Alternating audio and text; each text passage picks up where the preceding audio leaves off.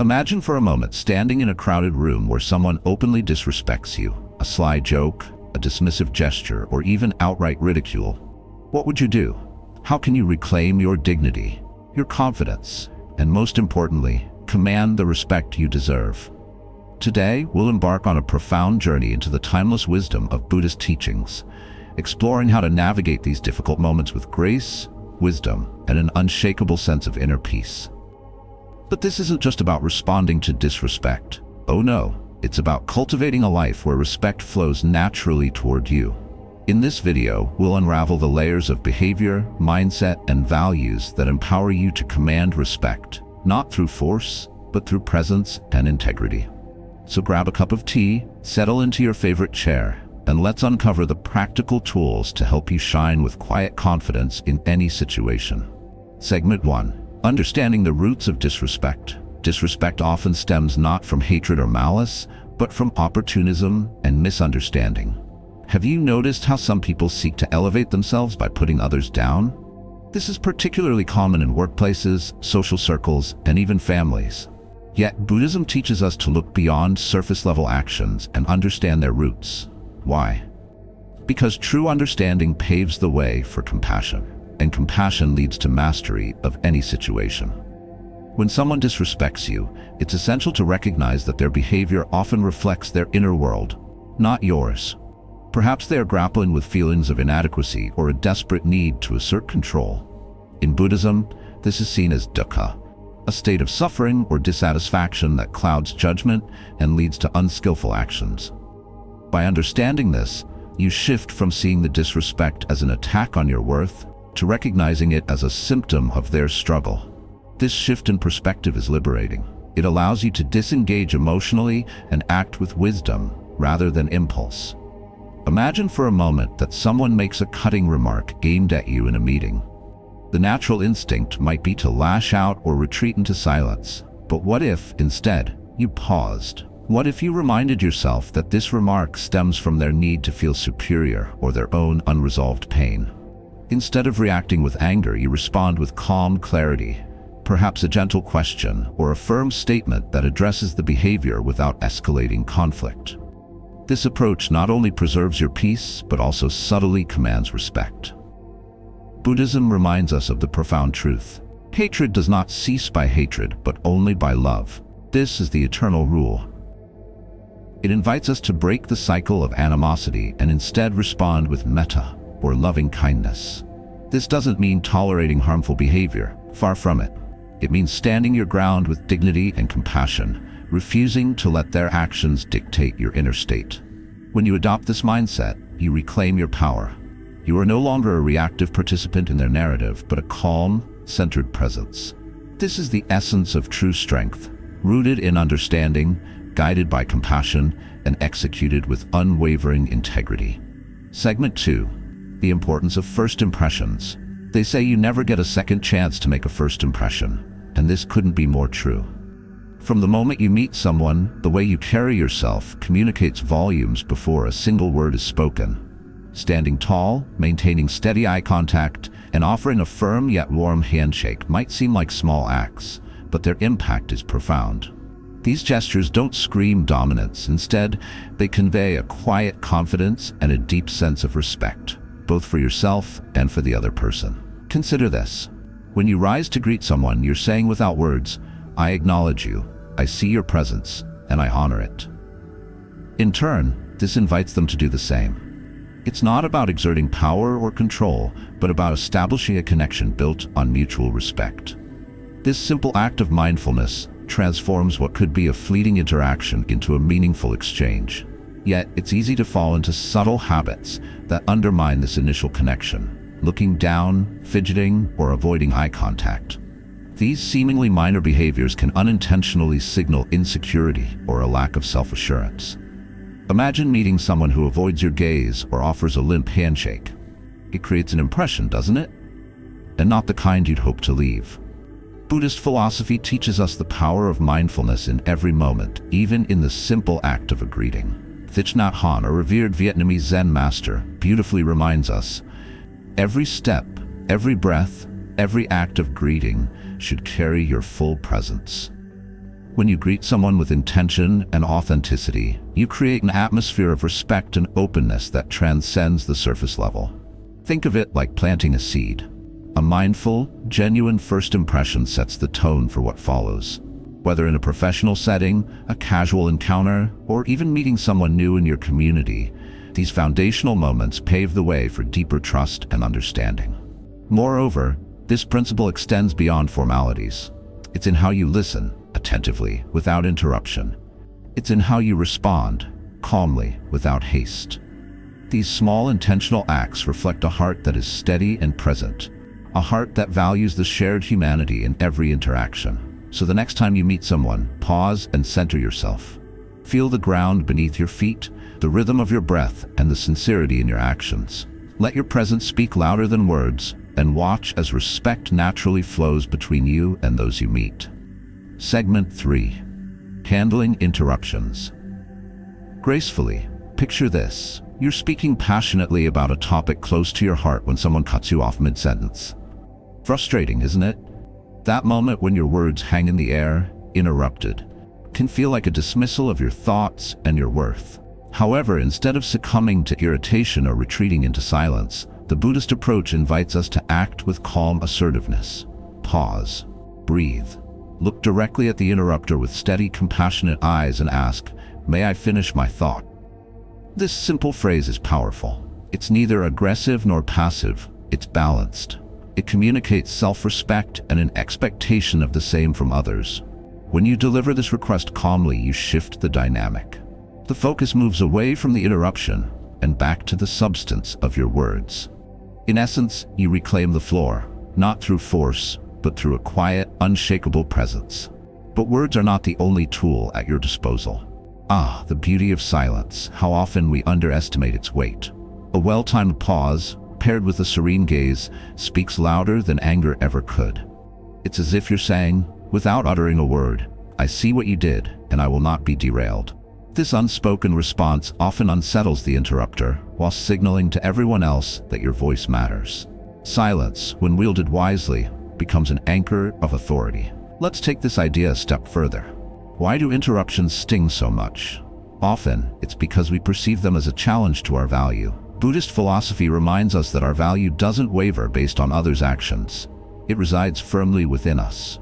When interruptions happen, see them as fleeting ripples on the surface of a vast, still lake. Your inner peace being that lake. By grounding yourself in this perspective, you're less likely to react and more inclined to respond. There's also a lesson here for the interrupter. When you gracefully handle their behavior, you're not only asserting your own respect, but also modeling mindfulness for them. They may walk away reflecting on their actions, perhaps even inspired to approach future conversations with greater awareness. In the end, interruptions are inevitable. What matters most is not preventing them, but mastering how you meet them. Respond with clarity, hold your ground with dignity, and let your presence remind others that every voice deserves its moment to be heard. Segment 4. Deflecting Humiliating Jokes. When someone throws a disrespectful joke your way, don't bite the bait. Instead, take a moment, smile gently, and ask them to repeat it. "I'm sorry, I didn't quite catch that. Could you say it again?" This tactic disarms the joker. Why? Because humor loses its edge when repeated, and it places the burden back on the instigator. In essence, you take control of the moment without ever raising your voice. But let's delve deeper into the art of handling such moments. Humor, especially when wielded to belittle, often thrives on an audience. The joker seeks validation, perhaps even laughter, to reinforce their comment. By pausing and asking them to repeat it, you disrupt this flow. You transform the situation from a moment of ridicule to one of quiet reflection. The joke, when repeated, often falls flat, its sting dulled, its intent exposed. Imagine a scenario where a group of colleagues is sharing a light-hearted conversation, and suddenly, a disparaging comment is directed at you. Your natural reaction might be to feel defensive or embarrassed. But here's where the wisdom of Buddhism becomes a guiding light. Instead of reacting emotionally, you engage mindfully. By calmly asking for clarification, you subtly shift the dynamic. Your calmness becomes a mirror, reflecting their intent back at them. As the Buddha teaches, speak only the words that do not hurt. When you respond without malice, you embody this principle, diffusing negativity with grace. And oh, the power of a well-timed, serene smile. It speaks volumes, not of weakness, but of a confidence so profound that it needs no verbal defense. Furthermore, this approach doesn't just disarm the joker, it influences the onlookers. Your poise and self-assurance create an impression of strength and integrity. Those witnessing the exchange are likely to admire your restraint and may even reconsider how they engage in similar situations. So the next time someone hurls a disrespectful joke, remember, you hold the power to shape the outcome. With a calm demeanor and a thoughtful response, you not only protect your dignity, but also elevate the conversation. Such moments, when navigated with mindfulness, become opportunities to teach, inspire, and lead by example. Segment 5. Staying calm in provocative situations.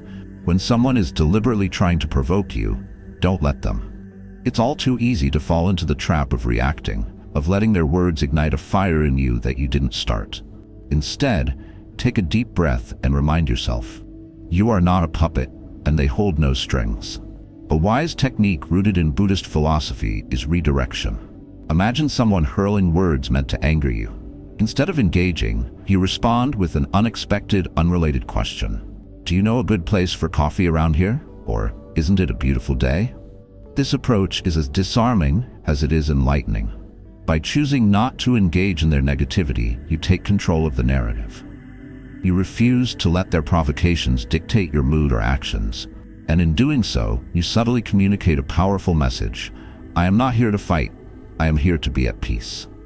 This shift not only breaks the flow of their negativity, but also leaves them momentarily speechless, caught off guard by your calm defiance. Let's reflect on why this works so effectively. Provocation is often fueled by a desire for control, a need to draw you into their emotional storm.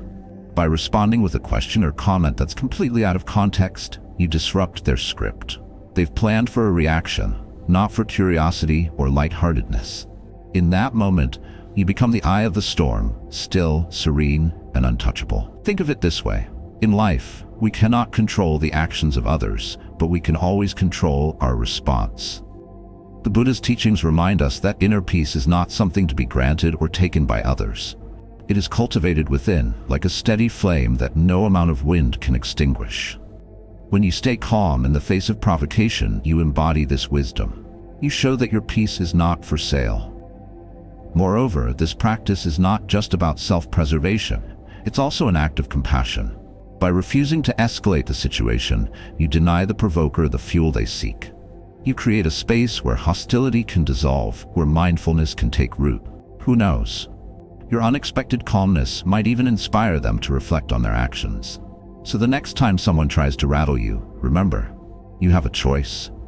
You can be the storm, or you can be the calm that silences it. Choose wisely, and let your serenity speak louder than their words. Segment 6. The ultimate response. Walking away. Finally, there are moments when the best response is no response at all. If someone consistently disrespects you, it's time to walk away.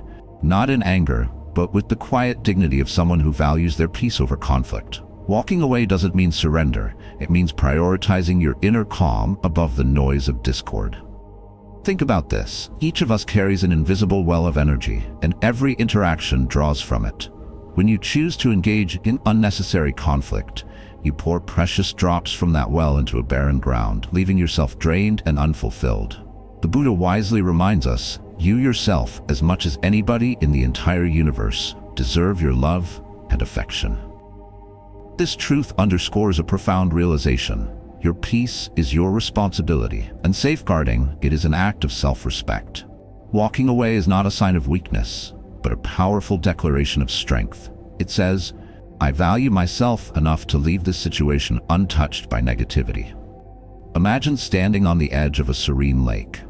A storm brews in the distance, but instead of wading into its chaos, you turn your back and walk toward the shelter of stillness. This is the essence of wisdom, knowing when to engage and when to retreat. Moreover, walking away creates space for reflection. It allows you to distance yourself from the heat of the moment, to view the situation with clarity and compassion.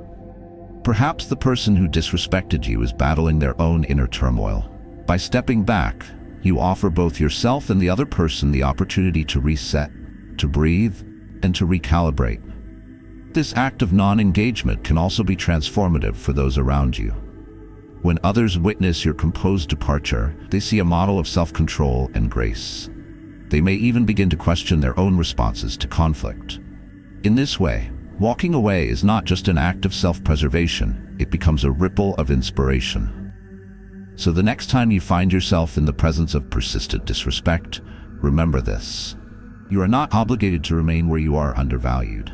With every deliberate step you take away, you affirm your worth, your peace, and your commitment to a life guided by dignity. Walking away isn't just leaving, it's choosing the path of wisdom. Life, at its core, is a reflection of the energy we bring into it. Respect is not demanded, nor is it something we chase. It is quietly earned through the way we carry ourselves and interact with the world. Every moment offers an opportunity to practice grace, to show compassion, and to embody the wisdom that Buddhism so beautifully teaches us. Think about the ripple effect of your actions. When you respond to disrespect with understanding, when you greet others with full presence, or when you choose to walk away from negativity, you create a space of harmony, not just for yourself, but for those around you. You become a beacon of calm in a world often plagued by chaos. Isn't that a remarkable way to live? As the Buddha so eloquently reminds us, peace comes from within. Do not seek it without. This is the essence of our journey. By grounding ourselves in self-awareness and aligning our actions with our values, we can cultivate an unshakable inner peace. This peace becomes our greatest strength, guiding us through challenges and illuminating our path forward. So as you move through the days ahead, hold these lessons close. Let your actions be a reflection of your deepest values. Stand tall with quiet confidence. Embrace mindfulness in every interaction, and remember that your worth is not defined by others' opinions, but by the love and respect you give to yourself. Thank you for taking this journey with me today. If these insights have resonated with you, I encourage you to share them with others. Together we can create a ripple of kindness, understanding, and respect that extends far beyond our own lives. Until next time, may your heart remain light, your mind steady, and your spirit unshaken. Take care, and remember, the path to peace begins with you.